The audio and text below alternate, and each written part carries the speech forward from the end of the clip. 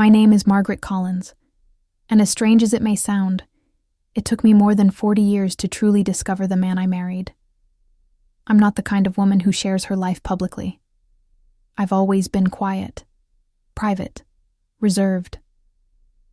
But there are truths so heavy, so sharp, that you either let them out or they crush you from the inside. And my truth? It began on an ordinary afternoon with a simple, almost mechanical act: opening a drawer. I had just returned from visiting my oldest daughter, Susan, up in Michigan. We had spent the weekend planning her daughter's 6th birthday. Balloons, cupcakes, little pink napkins with unicorns. It was the kind of joy only a grandmother truly understands. Everything felt normal. The house was clean. The air smelled of lavender like it always did. And Thomas, my husband, was away on yet another, one of his business trips. This time to Atlanta. I'd never questioned those trips before. Thomas was a respected man in our town. Charismatic, successful, a real gentleman. He had built a reputation over decades. People trusted him. I trusted him. Blindly. That afternoon, I was looking for an old recipe notebook, a worn brown, leather journal with my mother's handwriting. I remembered putting it somewhere safe, probably in the desk in our shared home office. As I shuffled through some papers in the drawer, my fingers brushed against an envelope. It wasn't just any envelope. It had aged over time, the corners slightly yellowed, and it carried a faint scent. A cheap perfume. Too sweet, too familiar in a way I couldn't explain. My heart skipped a beat. I paused. I hesitated. I wasn't a snoop. I had never gone through Thomas's things. But something about that envelope. It pulled at me, quietly, urgently. The letter inside was from someone named Helen, and in the third line, my world cracked in half. Our son is looking more like you every day. Son? I read it again. And again. No, it couldn't be. I have 2 children, both grown, both mine and Thomas's. We raised them together in this very house. I knew every inch of his life, or so I thought. I sat down on the cold hardwood floor with the letter trembling in my hands. I'm not a dramatic woman. I've lived through family losses, medical scares, financial strain. But nothing, not one single moment in my life, prepared me for this. After a while, I stood up. Something inside me had shifted. The Margaret, who lived without questions, who trusted without hesitation, was gone. In her place, a woman who needed answers, no matter how painful, had been born. I searched, not in a frenzy, but with careful, almost clinical precision. In the bottom drawer, beneath a pile of old tax returns, I found a small wooden box. It was locked with a flimsy latch. I pried it open with a pair of scissors. Inside were pieces of a puzzle I never knew existed. Photos of Thomas, smiling with a woman I didn't recognize. Beach snapshots, movie tickets, hotel receipts. A hospital bracelet with the name Daniel Collins printed on it. A copy of a birth certificate. He had another family, a second life, a woman, a child. A secret buried for more than 3 decades. And all this time, while I packed his suitcases, baked his favorite pies, and celebrated anniversaries with teary-eyed toasts, he was living a lie. A full, complex, undeniable lie. That night, I didn't sleep in our bed. I laid on the living room couch, staring at the ceiling, unable to cry. Not yet. My body was frozen in some kind of emotional limbo. The bedroom now felt like it belonged to someone else, someone foolish, someone blind. The next morning, I made coffee like I always did. I watered the plants. I even smiled at the mailman. But inside me, there was a storm building. Around noon, I called him. He answered with the same steady, comforting voice I'd heard 1,000 times before. "Hi. Honey," he said. Casual. Warm, as if nothing had changed. But I had changed. He just didn't know it yet. I don't remember much about the start of the phone call. Just that my hand was shaking as I held the phone, and I had to steady my voice before speaking.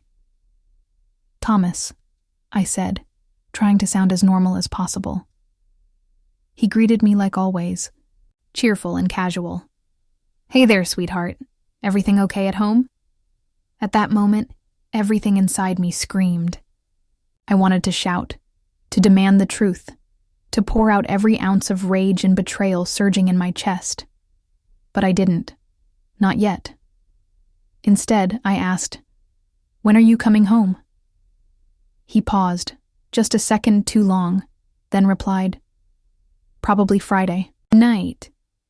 The meeting's been extended." "Why?" "Just wanted to know," I said, forcing a smile he couldn't see. "I found something today. A letter." Silence. The other end of the line went dead quiet. Not with technical static, but the kind of silence that hums with guilt. I could almost hear the blood rush in his ears. Then he cleared his throat. "A letter?" "Yes," I said. "From Helen." I will never forget the way his voice changed in that moment. The confident tone melted into something hollow and defensive. "Margaret, I can explain." And with those 4 words, it all became real. For the next half hour, I sat in the kitchen chair, the same one where I used to braid our daughter's hair for school, and listened to the unraveling of my life. He didn't deny anything. In fact, once he realized the secret was out, he spoke with surprising calm.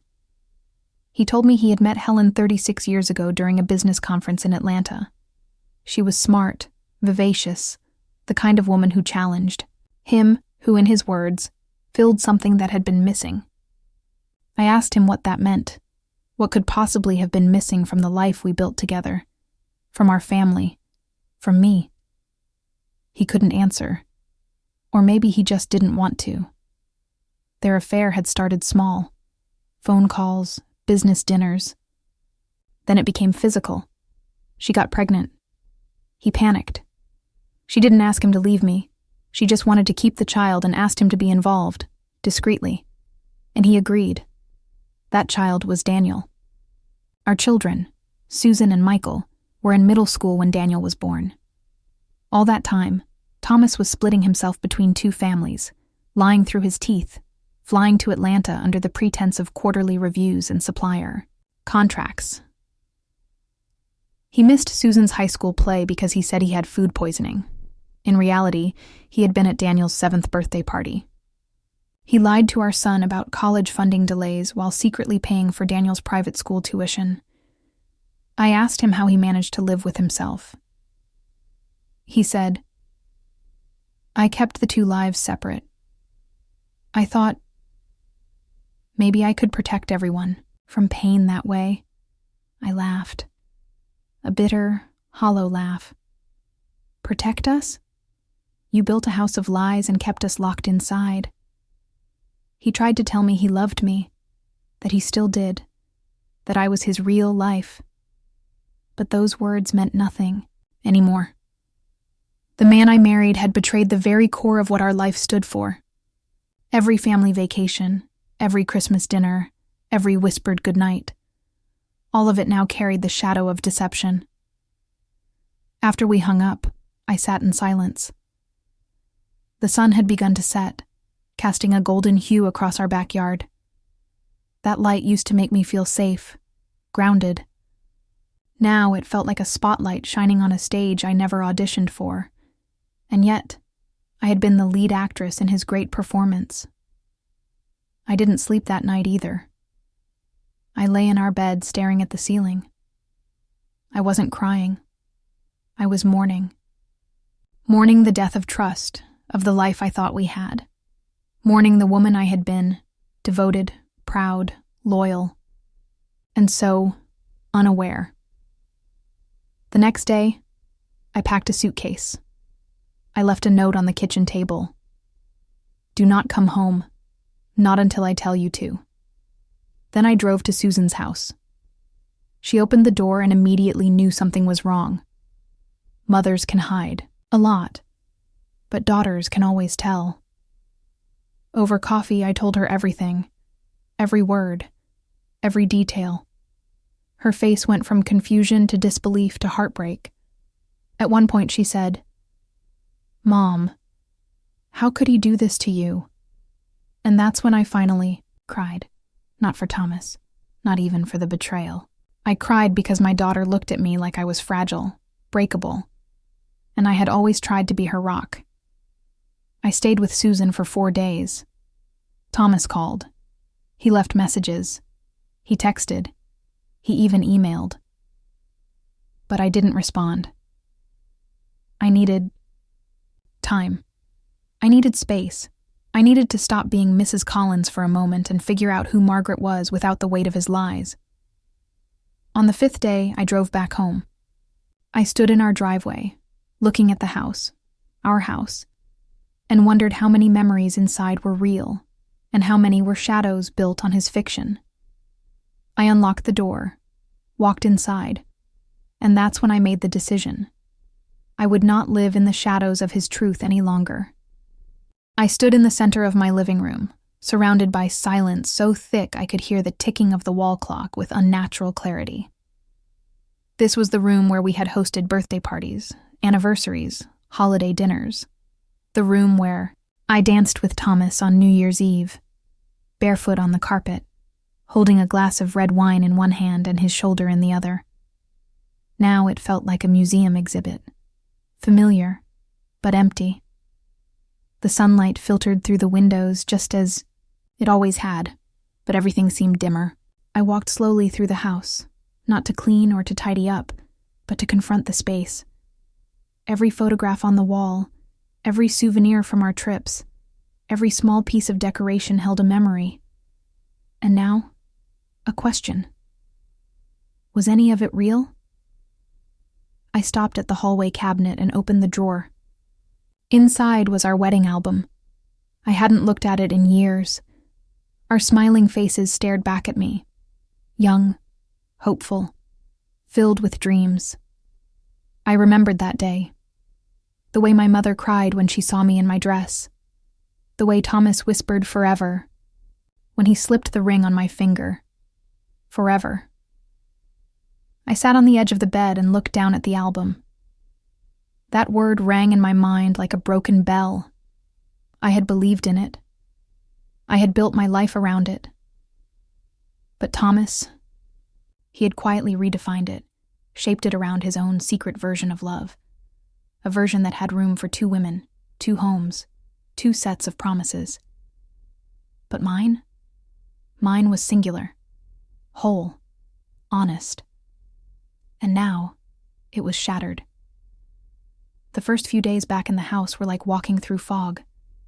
I moved mechanically, folding laundry, feeding the cat, watering the plants, but all with a strange detachment, as if I were watching someone else's life through a window.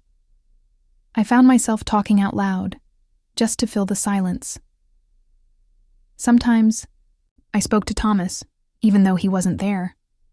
I'd mutter things like, "Did you laugh with her the way you laughed with me?" Or, "Was she the one you were thinking of while we sat at church pretending to be a perfect couple?" But I didn't want to be that woman. Bitter, broken. I didn't want to drown in the betrayal. So I started making lists. Who am I without? Him? It was the question that kept circling in my head, like a moth banging against a lamp. I wrote down everything that used to bring me joy before life became a routine of wifehood and motherhood. Painting.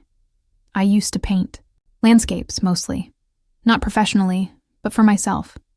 Reading poetry, walking in the woods, listening to old jazz records. And then I wrote a new list. What do I want now? I didn't have many answers at first, just fragments.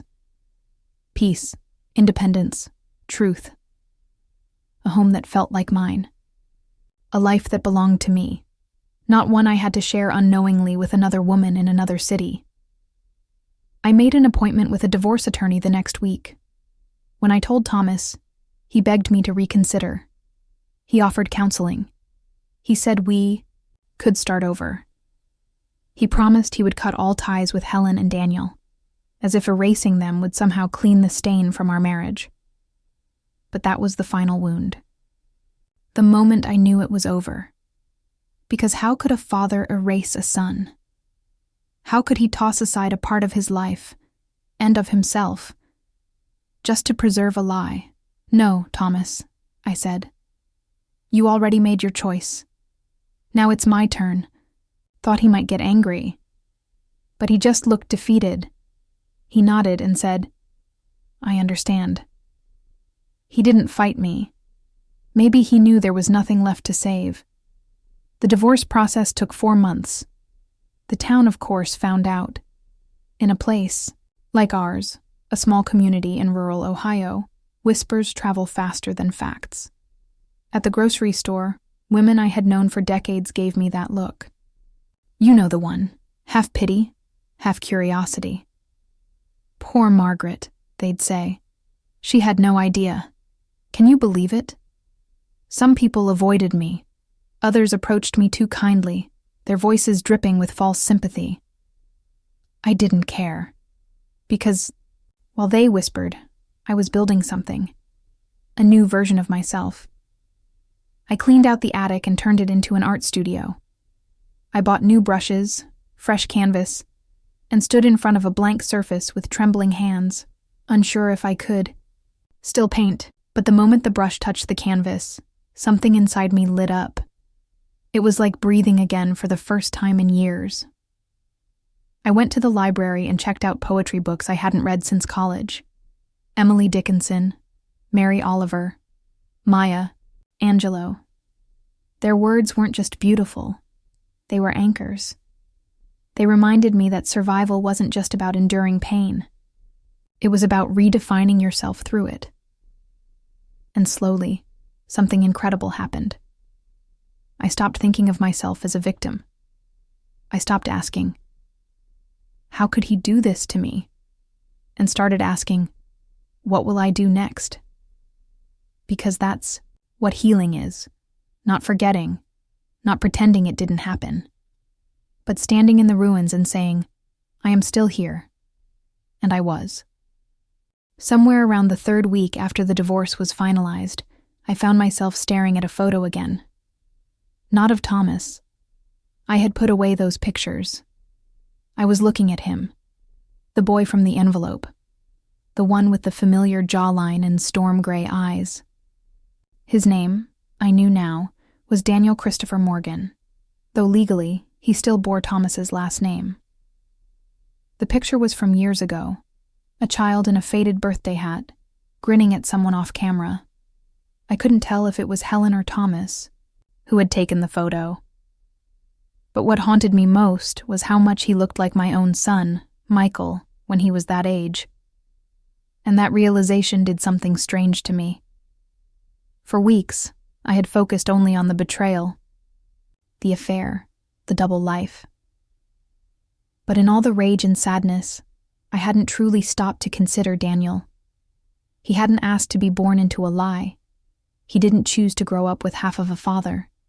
He wasn't the one who broke my heart. And yet his very existence had been part of the wound. I hated myself for that thought, for blaming him, even subconsciously. Because in the end, he was just a child raised in another story, a shadow cast by the man I thought I knew. And then, one rainy morning, something happened that forced me to face that reality head-on. I was reading in the kitchen, a cup of Earl Grey cooling beside me, when the doorbell rang. I wasn't expecting anyone. When I opened the door, my breath caught in my throat. There, standing on my porch, was a young man in his 30s, tall, thin, his eyes uncertain but burning with quiet intensity. I'm sorry, he said, voice soft. Are you Margaret? Collins? I nodded. I'm Daniel. For a moment, the world narrowed to the space between us. I didn't speak. Couldn't. I saw Thomas in the slope of his nose, in the way his hands fidgeted when nervous, just like his father's. I'm not here to cause trouble, he said quickly. I needed to see you, just once, to know who you were. I stepped aside and let him in without a word. I don't know why. Maybe it was curiosity. Maybe it was the part of me that still ached for clarity. Or maybe it was because I saw something fragile in his eyes, something I recognized in myself. We sat at the dining room table where I had served countless family meals. Daniel looked around, visibly uncomfortable. "This is weird," he said with an apologetic half-smile. "I know this is weird." "It is," I replied, and that made us both laugh, awkwardly but honestly. Then he told me his story. He had grown up believing his father was simply busy. That's what Helen had always said. Thomas came to visit on birthdays, holidays when he could, always bringing expensive gifts and gentle smiles. But he was never fully present, and as Daniel grew older, the visits became fewer, the excuses more predictable. By the time he was 15, he had figured it out, the truth.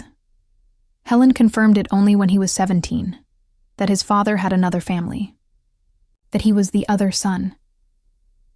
I hated him for a long time, Daniel admitted, staring into his coffee cup. And then I hated myself. For existing. For being the reason someone else's mother probably cried herself to sleep. I reached across the table and placed my hand over his.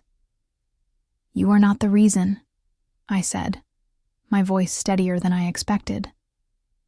"The choices your father made were his. You were just a child, just like my children were."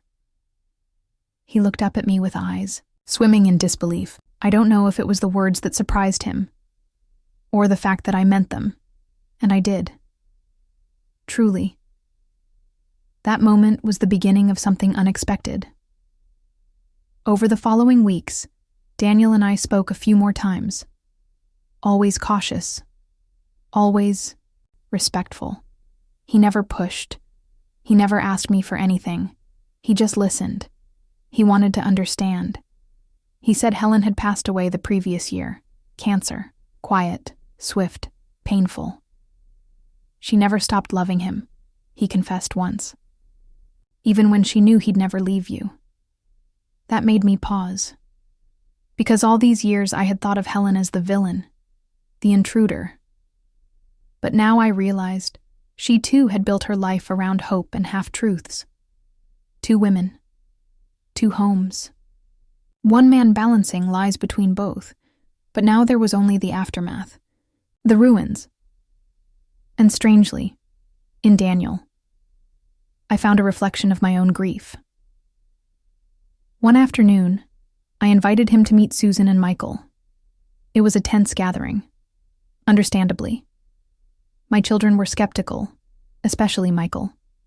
He had built up a mountain of resentment against the half-brother who symbolized everything that tore our family apart. But then, in a quiet moment, Michael asked Daniel a question. "Do you hate him too?" Daniel didn't answer right away. Then he said, "Sometimes, but mostly. I just miss the father I thought I had." And in that moment, the walls cracked. That night, Susan told me, "Mom, I don't know what you're trying to do here. But maybe you're stronger than I thought. I wasn't trying to do anything. I was just trying to breathe again, to live in a world where pain didn't always have the final word." Because as strange as it sounds, the boy with my husband's eyes helped me see myself more clearly than I ever had.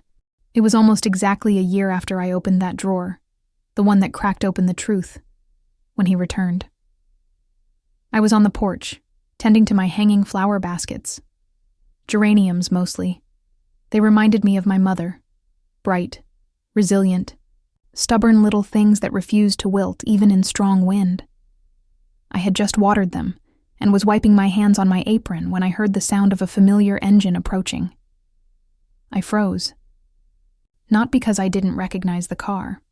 I did. I knew every scrape on that old blue Buick, every sluggish hum in its ignition. But because in all this time, I never imagined he'd come back without being invited. He parked slowly, cautiously, as though unsure if he was welcome on the driveway of the home he once claimed as his own. And when Thomas stepped out of the car, he looked older. Not just in years, but in posture. His shoulders slumped, his eyes downcast, as though life itself had finally grown too heavy for him to carry. I didn't speak. Neither did he at first. We stood there in silence, separated by a few feet in an ocean of betrayal. I didn't know where else to go, he said eventually, his voice worn and quiet. I'm not here to cause trouble, Margaret. I just wanted to see you. I crossed my arms, partly from the chill in the wind, partly to keep my hands from trembling. I didn't feel anger, and not immediately. What I felt, surprisingly, was distance, as if the man standing before me was a figure from a dream I'd long since woken from. You shouldn't have come unannounced, I said, not harshly, but not kindly either. He nodded. I know. I'm sorry. We moved inside, mostly because the sky was threatening rain. I didn't offer him coffee. I didn't ask him to sit. But he sat anyway, at the far edge of the couch, just like he used to when he was nervous, back when we were first married, and he still hadn't learned how to relax in front of me. He told me Helen had passed. Cancer. I had known this, of course. Daniel had told me months earlier. But hearing it from Thomas gave the words a strange weight. He said her death had changed things, that Daniel, devastated and angry, had cut ties with him completely. He won't answer my calls, Thomas said, staring at his hands. He doesn't want anything to do with me anymore. And I can't blame him. I didn't reply. I watched him instead. This man I had once loved so completely, now looking like a stranger in my living room. He said he had nowhere else to go. No real friends. His siblings had moved across the country. The company he once co-owned had bought him out quietly. Retirement had come not as a reward, but as a way to push him aside. He was, in his words, untethered. For a moment, I almost pitied him, almost. But then I remembered every night I had cried myself to sleep. Every morning I had forced a smile in front of our children while my insides were twisting with the weight of deceit. Every excuse he made. Every word he twisted. Why now? I asked him. Why come back after all this time? He looked up at me then, and I swear there were tears forming behind those tired eyes. Because you're the only person who ever truly knew me. And I ruined that. I destroyed the best thing I ever had. And now that Helen is gone, and Daniel won't speak, to me I realized I have nothing left, except regret. It was quiet after that, so quiet I could hear the kitchen clock ticking.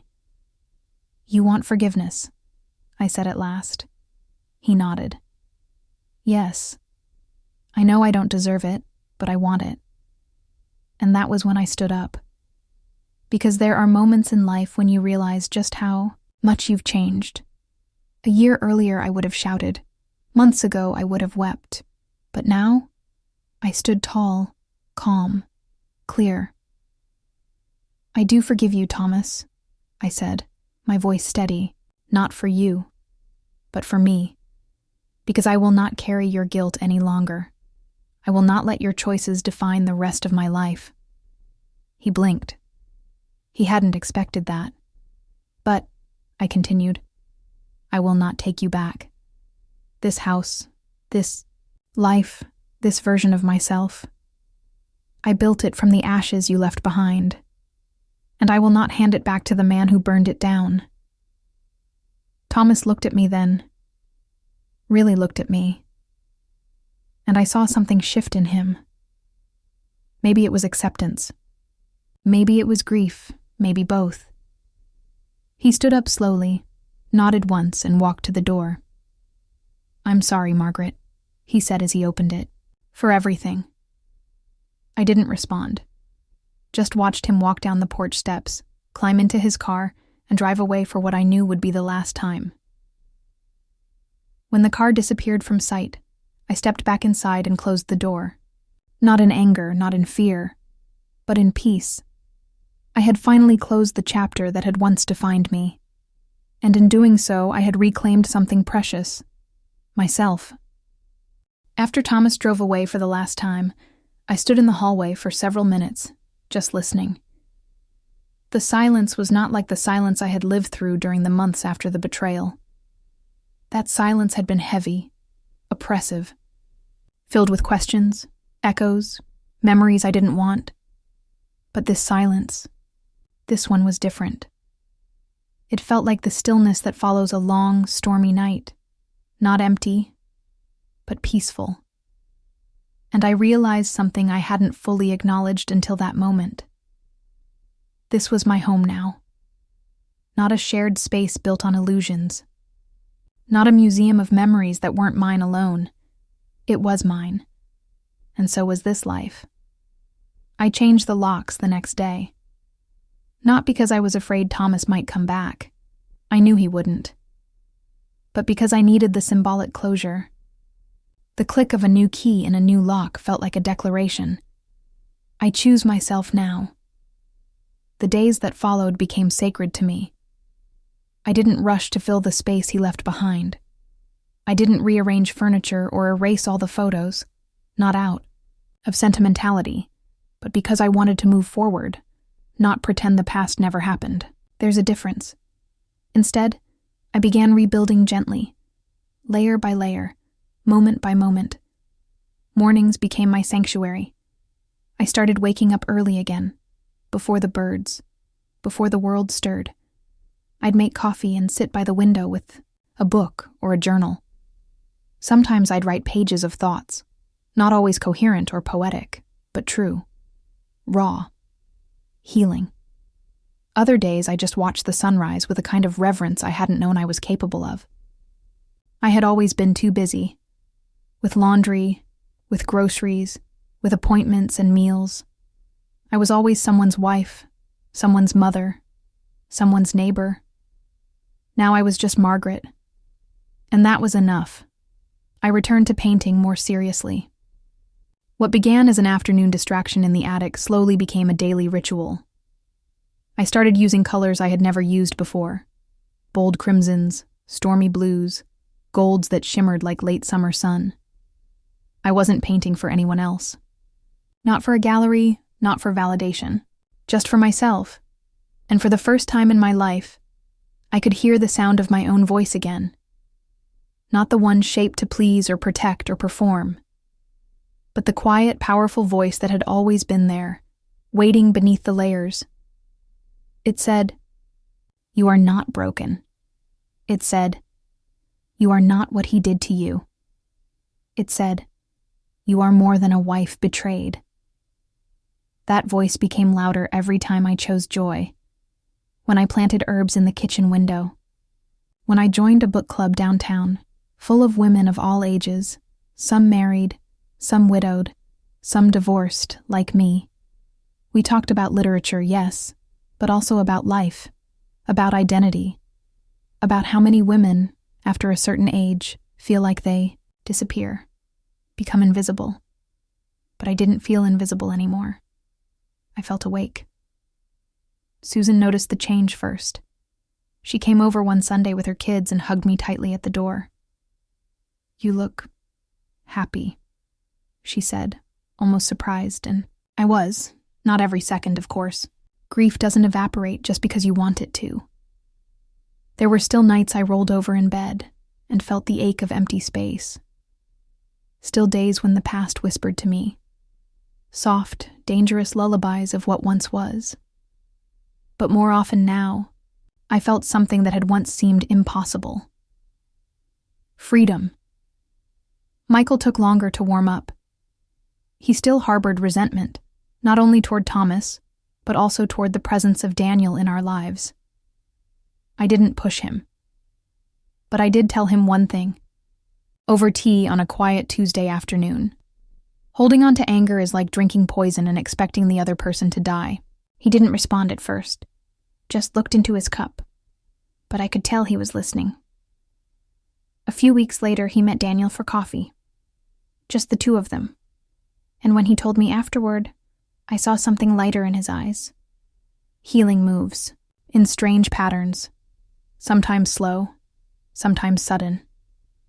As for Daniel, he kept in touch. Not often, not intrusively, but thoughtfully. We exchanged birthday cards. He invited me to an art exhibit in Atlanta once, his friend's gallery. I didn't go, but I sent flowers and a note.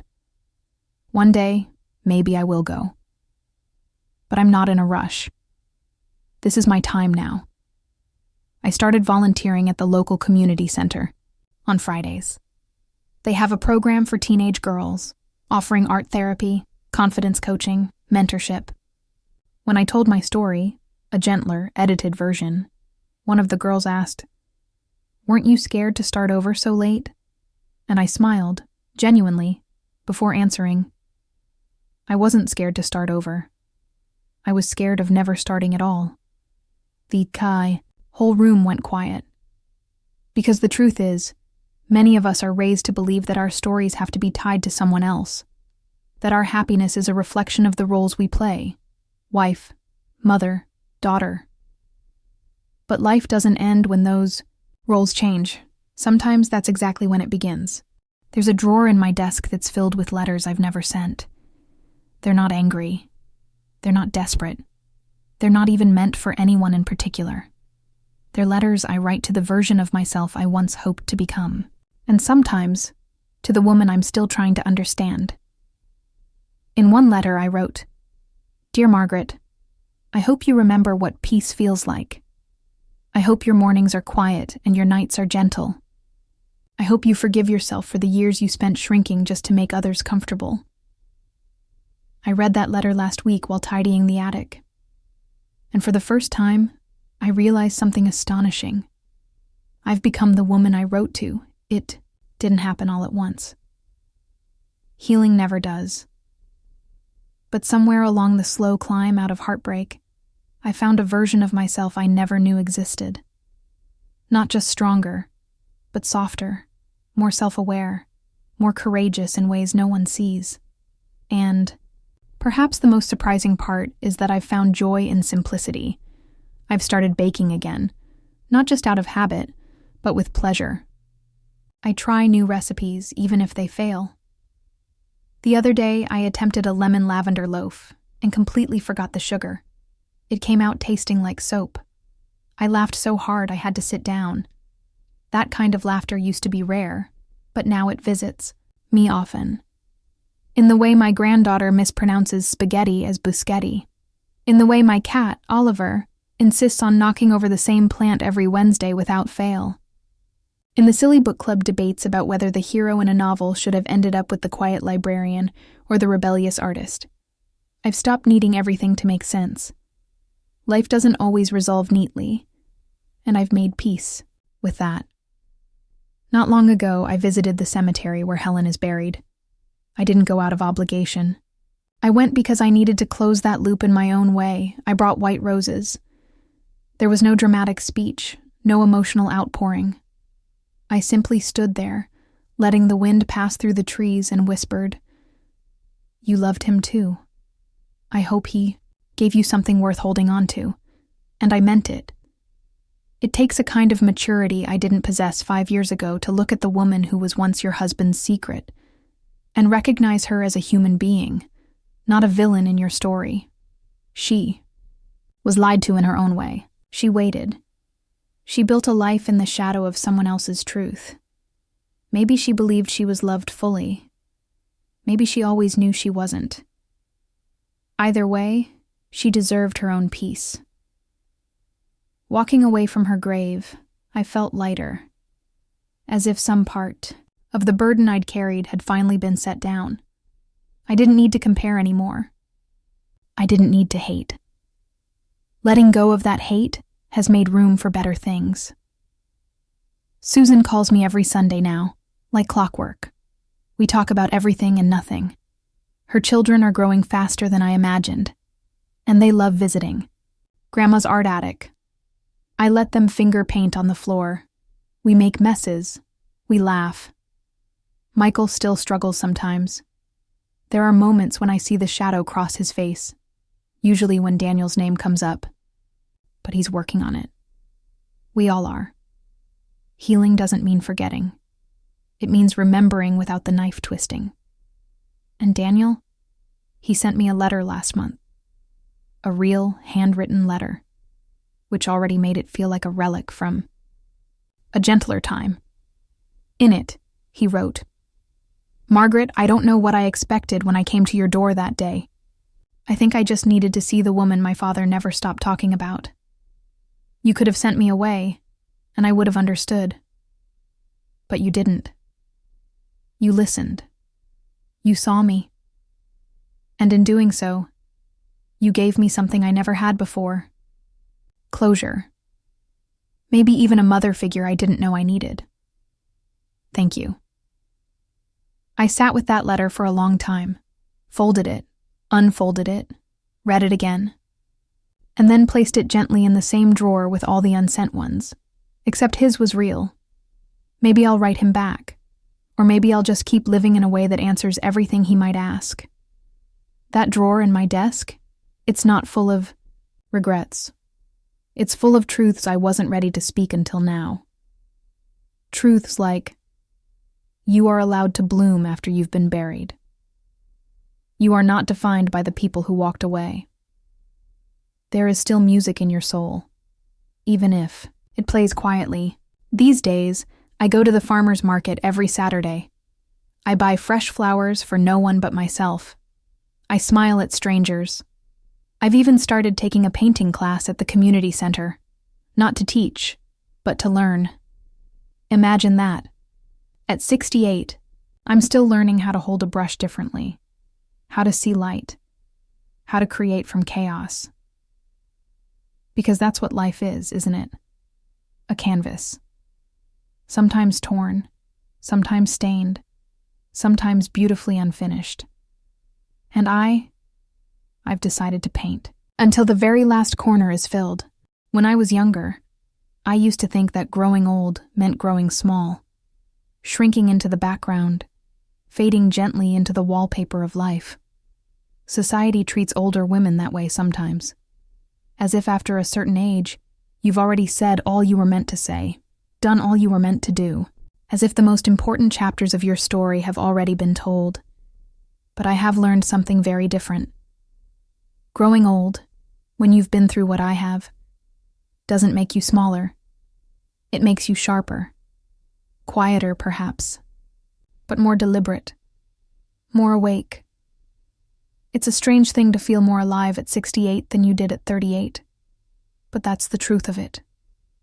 And not because my life is easier now. It isn't. But because I've stopped living for everyone else's expectations. I no longer worry about appearances. I no longer fold myself to fit inside someone else's version of acceptable. I wear what I want. I go where I want. And most importantly, I say what I mean. Not out of cruelty, but out of clarity. There is a kind of wisdom that can only be born out of being broken. Sometimes I catch my reflection in the mirror, the crow's feet around my eyes, the lines carved by time and laughter and grief, and I don't flinch. I don't wish for younger skin or a slimmer waist, because I earned every inch of who I am. These lines are my story etched in soft skin, and the woman staring back at me, she finally knows who she is. People ask me from time to time if I ever consider dating again. The idea used to terrify me. The thought of opening myself up, of risking anything resembling trust after what I went through with Thomas. But the truth is, I don't think I'm afraid anymore. I'm not looking for someone, but I'm no longer closed off to the idea either.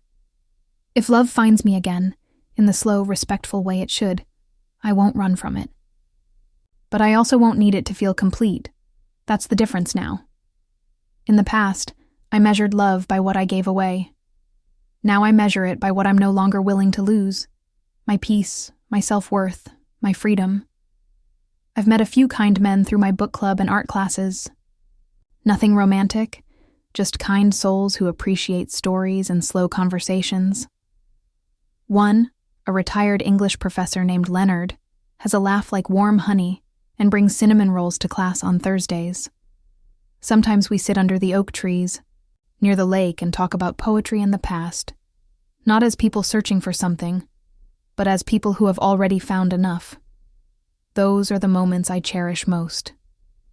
Not grand gestures, not fireworks, but quiet companionship, the kind that doesn't ask you to perform or prove anything. A few weeks ago, I was asked to speak at a local women's luncheon, a small event, mostly retirees, artists, widows, and caretakers. They wanted me to talk about resilience, so I told them my story, not all the details, not the painful edges, but the heart of it. How I lived a lie for decades without knowing it. How I found out. How I lost everything I thought defined me, and how, in the rubble, I found the most sacred thing of all, myself. I looked around that room, at the women nodding silently, some blinking back tears, others smiling with quiet recognition, and I knew I wasn't alone. So many women lose themselves inside the lives of others. We become background music in someone else's story, but we are the authors. Always have been. We just forget. After the luncheon, one woman approached me, maybe 75, with silver hair and bright green earrings. She squeezed my hand and said, "You reminded me that I still have time." I smiled. "You do," I said. "We all do."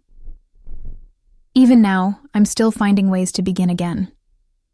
Last week, I signed up for a memoir writing class, not because I want to publish anything, but because I believe our stories deserve to be told, even if the only audience is ourselves. There's something sacred in putting your pain on the page, in giving shape to what was once formless. It doesn't erase the past.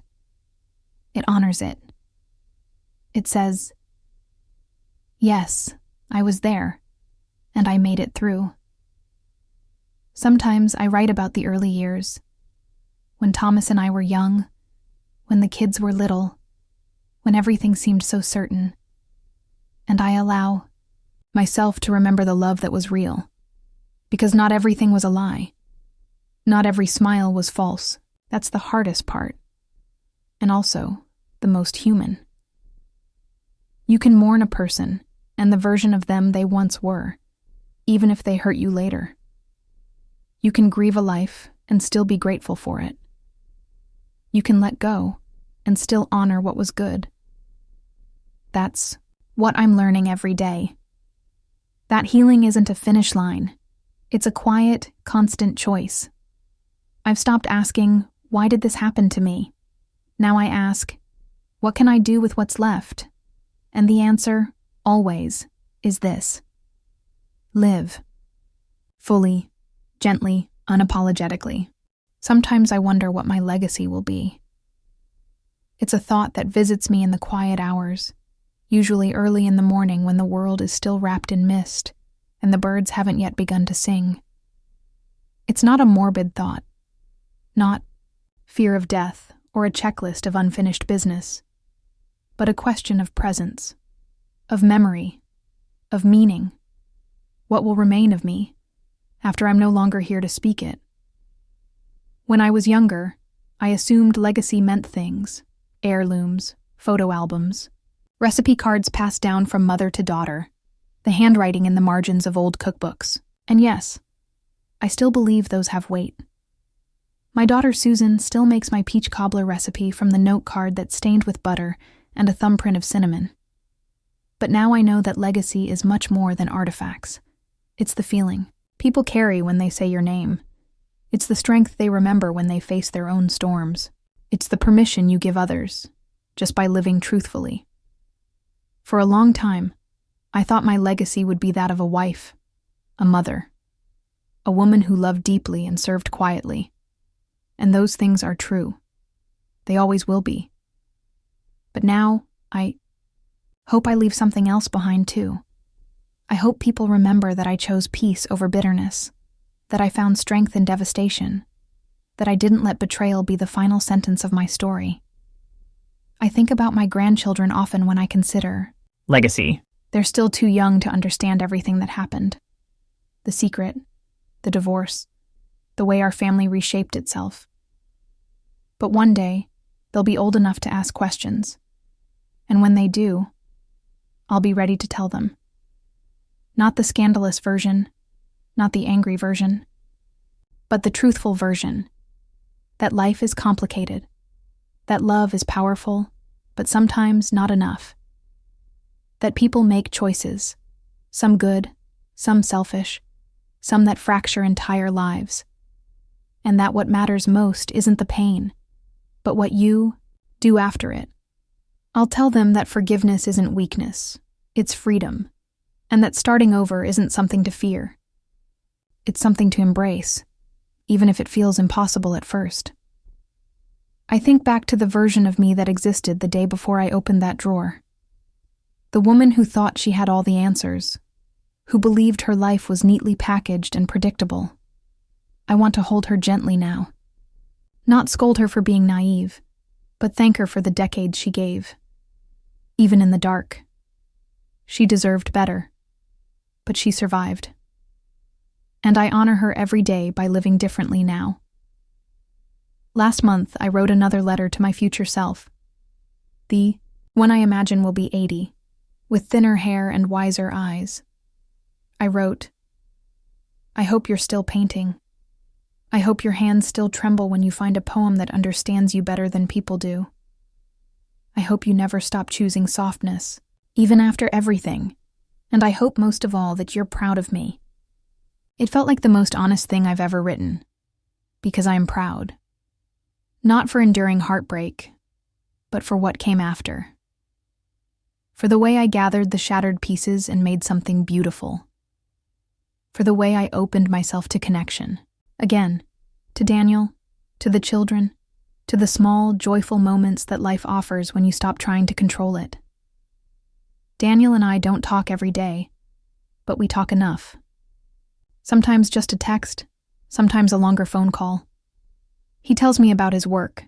He's teaching now, high school English, and I send him pictures of my newest paintings. He still carries grief over Helen. I see it in the pauses between his words, the soft sighs before a new subject. But I think he's learning to live with it, not under it. We all are, in our own ways. Susan has started a scrapbook with me, a family history project. Photos, handwritten notes, newspaper clippings, stories from her childhood, memories from mine.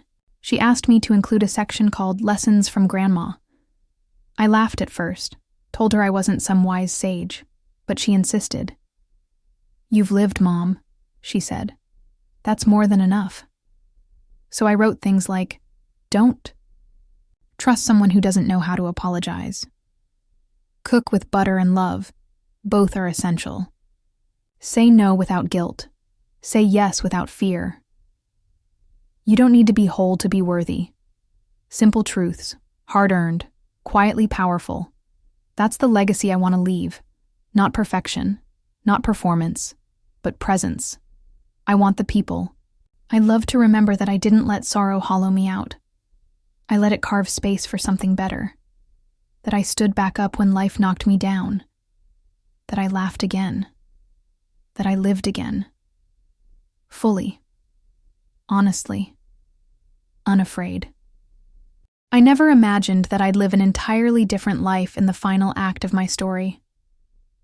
Most people assume that by the time you're nearing 70, the blueprint of your days has already been drawn. Your routines are set. Your identity is anchored in everything you've already built. But I have come to learn, in the most unexpected, difficult, and liberating way, that it's never too late to become someone new. Not someone different, exactly. Just someone more true. If you had asked me 5 years ago what the word freedom meant to me, I probably would have said something polite. Something like, it's knowing my family is safe, or it's being able to rest. And while those things are certainly part of it, I understand now that freedom is far more intimate. Freedom is waking up in the morning and not wondering who you have to be that day. Freedom is no longer editing yourself to fit someone else's comfort. Freedom is choosing what matters and releasing what doesn't. I'm not bitter. That may surprise you, considering how this all began, with a betrayal that shattered everything I thought I knew about love, marriage, and loyalty. But bitterness is heavy. And after carrying the weight of someone else's lies for over 4 decades, I decided I would not carry their consequences too. Forgiveness wasn't easy. It didn't come all at once. And it didn't come because Thomas deserved it. It came because I needed it. There is a kind of peace that comes from looking in the mirror and seeing yourself, only yourself, no longer distorted by someone else's expectations or your own illusions. And that peace is what I protect now, fiercely, tenderly. Thomas never came back after that last visit. I don't know where he is now, and to be honest, I no longer feel the need to ask. I don't hate him. I don't wish him pain. I just let him go. Helen's name no longer echoes in my mind the way it used to. I think of her sometimes, not with anger, but with a quiet sort of curiosity. I wonder what she told herself at night. I wonder if she ever felt free. I hope she did, even if only briefly. As for Daniel, he sent me a painting recently. He's taken up watercolor in his spare time. It's a simple piece, a path through a forest, early morning light spilling between tall trees. But it moved me in a way I didn't expect, because it wasn't just beautiful. It was symbolic, the path forward, not the past, not the pain, but what lies ahead, even when you think the road has ended. I framed the painting and hung it above the writing desk in the guest room, where the morning light touches it gently each day. The house feels lighter these days. Not because it's empty, it isn't, but because it's authentic. Every object in it, every moment inside it is real. The laughter with my grandchildren, the quiet hum of jazz on the record player, the scent of coffee in the early hours. These are my truths now. Sometimes I still get asked by well-meaning friends or distant relatives, do you ever wish things had turned out differently? And the honest answer is no. Do I wish I hadn't been hurt? Of course. Do I wish I could reclaim the time I lost in someone else's shadow? Sometimes. But if my life hadn't broken open, I would have never found what was buried underneath. Wouldn't have met Daniel. I wouldn't have reclaimed my art. I wouldn't have remembered who I was before the titles of wife and mother consumed me, and I certainly wouldn't have discovered the woman I've become now. Fierce, calm, joyful, quietly powerful. This isn't the story I thought I'd tell, but it's the one I needed to live. And if you're reading this, whether you're 28 or 78, and you've been told it's too late to start over, let me be your proof. It isn't. There is no expiration date on becoming, so keep the drawer open. Write the letter, paint the canvas, take the walk alone, say no, say yes, rebuild, release, rediscover. Because the story isn't over. It never is. As long as you are breathing, turning pages, choosing truth, you are still becoming, and that is the most beautiful part of all.